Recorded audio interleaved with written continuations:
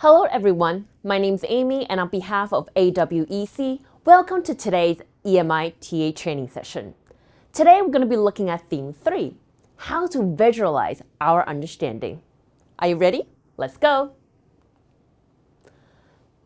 So we've gone over some of the common challenges in EMI classes, and today we're going to further address the comprehension issue that students face in these classrooms, as well as how to instruct our students effectively and enhancing their learning process, as well as helping them to complete their pre-class tasks. Now, we have offered you two different countermeasures for today's theme, how to visualize our understanding. Number one, we're going to help you to organize your ideas logically using different diagrams. And next, we're going to use different mind mapping skills to think or grasp complicated concepts or arrange logic in a holistic way. Are you ready? Let's go. In terms of today's content, first we'll explain to you the importance of diagrams and why we're using it. Then we're going to do different types of diagram, namely how to group and highlight different details, or how to demonstrate the correlation or the logic between different ideas. And at last, we're going to introduce you a tool called MindMaster to help you be able to illustrate out complicated ideas in a simple and quick, easy way. Part 1. Why diagrams? Hypothetically speaking, if today you were to make, let's say, a very nice breakfast for a significant other, would you want to read a very long and detailed description that ensures that you will cook this egg perfectly? Or would you prefer the right-hand side, where it tells you how many eggs it takes for an egg to be cooked to perfection? For me, I'll probably choose the right-hand side, simply using the picture. It is quick, it is easy for me to understand, and most importantly, it helped me to visualize what my end product would look like. As a TA, you would know that as a student, it is often confusing in time when we are trying to receive all these different criteria, knowledge, and as well as information from all these different classes. So it is a TA's, let's say, job to help our students to recap, preview, or review what the important information they have received from their class. Also, it could also incorporate it in our later theme in terms of our weekly email reminder. These diagrams would help the TA as well to illustrate the important items that was discussed in the classroom and be able to translate that to our students. So let's cap off why diagrams are more effective than just words. Number one, it is simple and easy to read, and that visual power is definitely more than just simply words. Sometimes you will say that imagination that are derived from words are actually more powerful. But for some people, being able to concretely see something with their eyes is actually more helpful. Next, when we are taking notes or when our students taking notes, a lot of times when we are in a classroom setting, when we are helping our students to effectively take notes, you'll realize some students will struggle with, say, how to spell out a jargon or even daily usage word correctly, because nowadays, let's face it, everyone just uses their phones. And so it might be more efficient for your student to simply draw a diagram or to connect these different logical links using small arrows or charts. And at last, a diagram will be easier to digest and duplicate for our readers. So if let's say your student or you as a TA is taking note in the classroom, it might be easier for them to take down the important items and be able to reflect on that using a diagram. So what are some of the basic rules for diagram or mind mapping? Now, isn't this picture very, very memorable? Yes, that's right. That is something from our Theme 1 class. So, some of the basic rules in terms of designing a diagram will be obviously using contrastive words or contrasting colors. As you can see in this particular diagram, we also use a very solid background, black. And this is consistently used whether it is behind the red, yellow, green, and blue blocks or behind the white text. And so you need to ensure that your background color, as well as your text or the pictures you'll be using, are in a contrast of color so your eyes don't all mingle them together.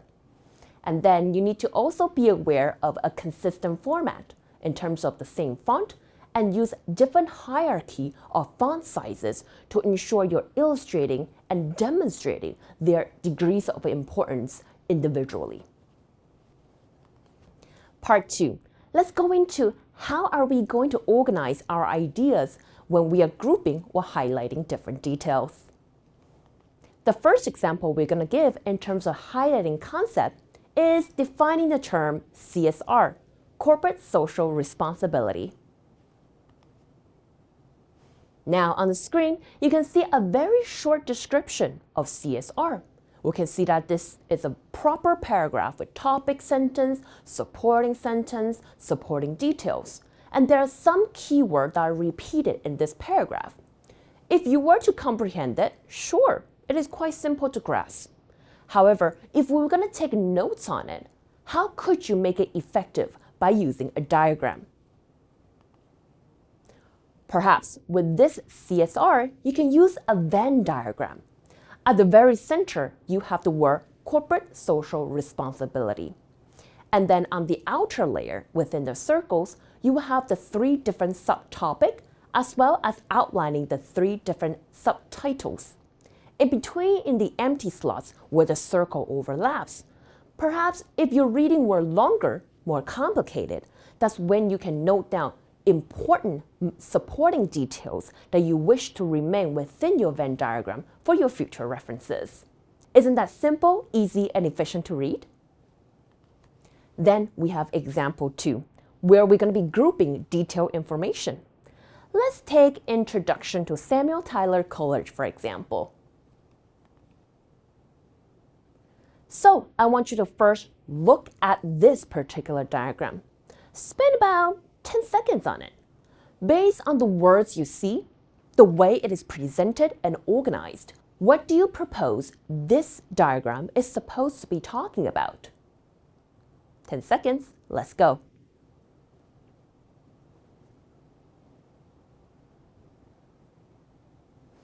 So based on this diagram, we would know that Samuel Tyler Coleridge is the topic we're going to discuss today. And we can see from the blue, red, pink, and green blocks that these are different aspects of this person, whereas there are minor supporting details on the side.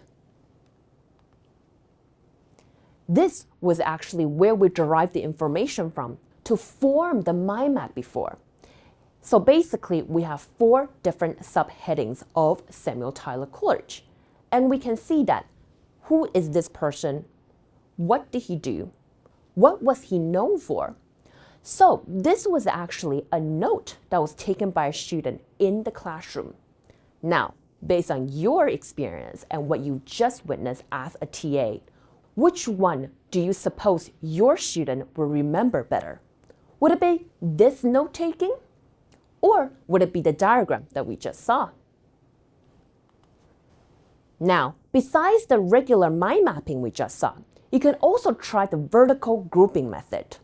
Obviously, you still have the Samuel Tyler Coleridge on the very top, 4 different subtopics side by side, and then you have the minor supporting details on the bottom.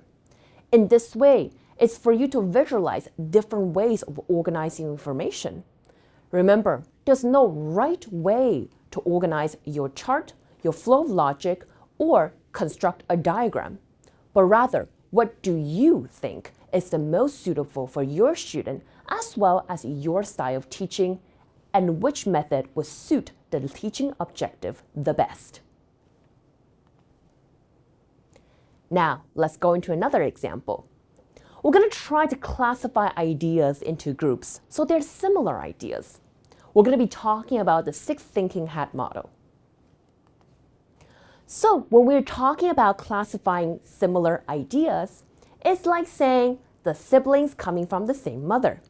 So the sixth thinking hat is the mother, where we have the sibling of process, intuitive, or creative. So those are our subgroups.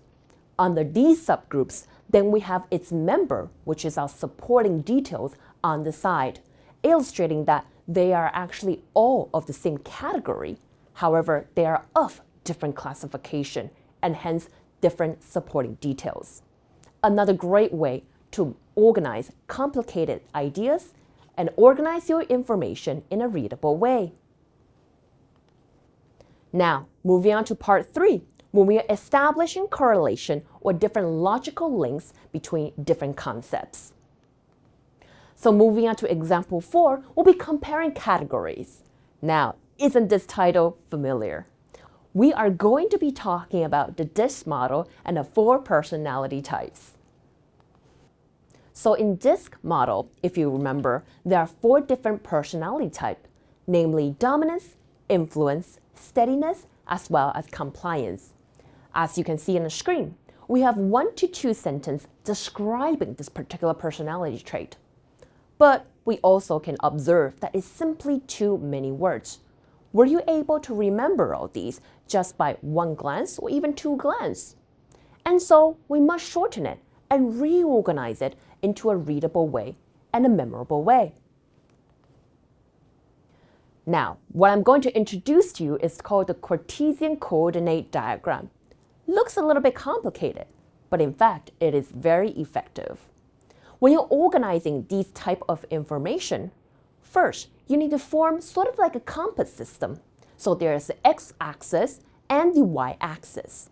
Based on this organization, you will see that the categories that are placed on either the x and the y are actually opposing personalities. Say, the fast pace or the outgoing, the opposing will be the slow pace and the reserve.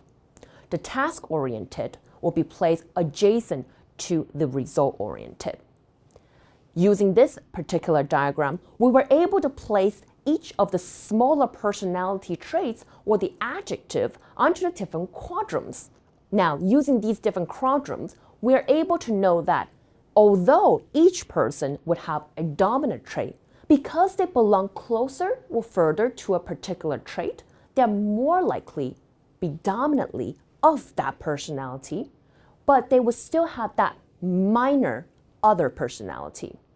And so by using the Cartesian coordinate diagram, we're able to organize all these complicated different smaller adjectives into a more fashionable way, but at the same time making it easier to read and more memorable. Next, we're going to look into how to indicate causal relations. And we're going to use an example that's close at heart. So why do students find EMI classes challenging? This is what we would call a causal relation mind mapping. At the very beginning, we talked about how EMI is challenging. Now, this is a fact that has been observed through multiple observation, fact-finding, as well as information gathering. And so we know this to be a result. Based on this result, we know that although there are many different factors involved, there are 2 main factors contributing to why EMI has been deemed to be challenging. So the 2 main factors would be issues with English proficiency, as well as issue with content knowledge. This is where it gets tricky. Mind where the arrow is pointing. Because it was contributed by 2 different major factors. However, these 2 major factors are also made of a bunch of smaller, minor factors. And so when you're having a causal relation mind mapping, you need to ensure that you know who is the factor, what is the cause. Who is the result, what caused it. Make sure that the causal relations is labeled correctly, where else it could very likely be misleading. Going into the last example of today, we're going to be illustrating process, namely the procedure for TA training here at NTU. In terms of a process diagram or a chronological diagram, Oftentimes, human eye will read from left to right or from top to bottom. And so step 1 would always begin on the left-hand side. Then we have step 2, 3, and 4 following the direction of our reading eye. We will have other minor supporting detail below each step to further complement what we are going to be saying. Basically, the minor detail to our main arguments. Using these process diagrams, we're able to better understand how something can occur and how something can progress and how something can end.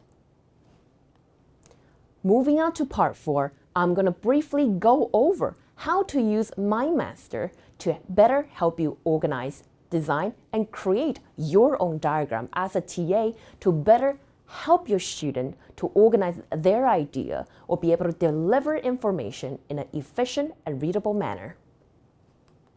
Now, when you open up MindMaster, which is an app, this is what the main page will look like.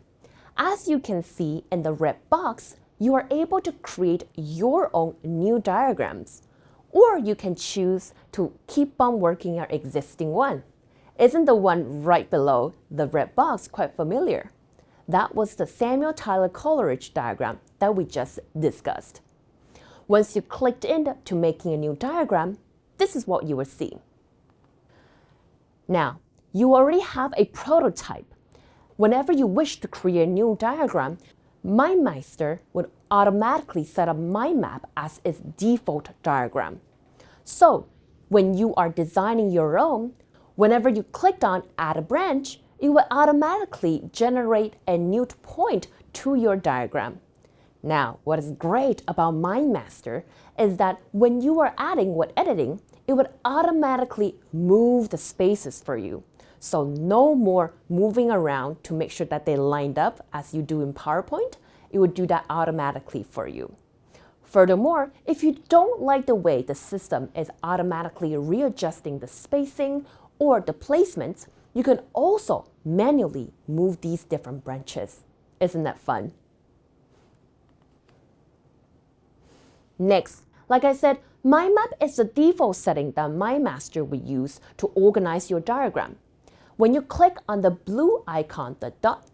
bit on the top right-hand corner, it would actually demonstrate different options for you to reorganize your diagram. And so there's also the organization chart, or you can generate a list as well. When you click on organization chart, it will look like something like this. Although it is quite similar to the mind map we are seeing, it incorporated the vertical grouping method we just saw beforehand. And so this particular type of flow process would actually be great for you in terms of grouping similar ideas and to show hierarchy of different classification or statements. Next, you could also choose a list. With lists, you will see something like this. So the different ideas are listed vertically. This will be very good for you when you're making comparison of different ideas or different items. In today's lesson, we cover several different ways to organize information, create better flow of logic, as well as looking into a tool that helps you to create better diagrams. Whether it is previewing, reviewing, or even help your student become better at note-taking, creating a diagram would help you to simplify the information and keep the essence to help your student recap as well as remembering what happened in today's class. I hope today's lesson has been helpful to you. Remember, there's a quiz in a bit. Remember to finish it, and I'll see you next time. Bye-bye.